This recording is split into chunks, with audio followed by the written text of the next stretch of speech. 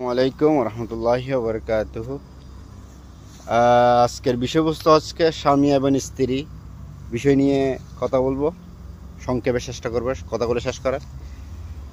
কোরআন এবং হাদিস অবজারভেশন করে, কোরআন এবং হাদিস পড়ে যা বুঝলাম, একজন নেককার স্ত্রী হচ্ছে যতটুকু স্বামী দিবে, ইসলামের বিধান অনুযায়ী যেটা নির্দেশনা দিবে সাথে সাথে মেনে নেবে, সেটা হলো একজন নেককার স্ত্রী দায়িত্ব এবং কর্তব্য সে পালন করে এবং সবসময় জিকির করে, আল্লাহর কাছে সাহায্য কামনা করে, স্বামীর জন্য দোয়া করে, বারাকা দেওয়ার জন্য, যেতটুকু দেয় তার প্রতি সন্তুষ্ট থাকবে।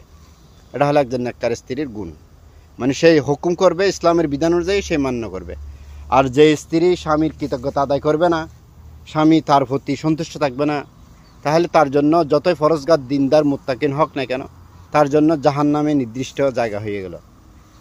যদি স্বামী তার প্রতি সন্তুষ্ট না থাকে, কোনো যদি বিধান শরীয়তের ওজন না থাকে, তাহলে স্বামীর কর্তব্য পালন করা একজন স্ত্রীর জন্য কর্তব্য।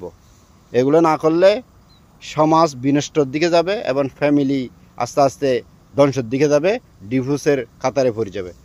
তাই সচেতন নাগরিক যারা আছে, যারা বুঝার শক্তি মানুষের চিন্তা করে, তারা কখনো ফ্যামিলি ধ্বংসের দিকে চিন্তা করে না। তারা চিন্তা করে ফ্যামিলি কীভাবে কল্যাণ হবে, কীভাবে শান্তি আসবে, কীভাবে সুন্দর একটা পরিবার গঠন করা যায়। তাই আল্লাহ শুকরিয়া আদায় করতে হবে। সূরা ওয়াদ-দুহা লাস্ট নম্বর আয়াতে আল্লাহ বলছে, বিনিআমাতি রাব্বিকা ফাহাদ্দিস। আল্লাহ যতটুকু নিয়ামত দিছে ততটুকু শুকরিয়া আদায় করো।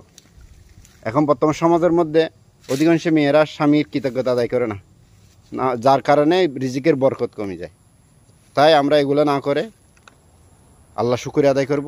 আল্লাহ যতটুকু নিয়ামত দিছে এতটুকুই আল্লাহ হাতে কৃতজ্ঞতা করবো, তো আল্লাহ নিয়ামত বাড়াই দেবে।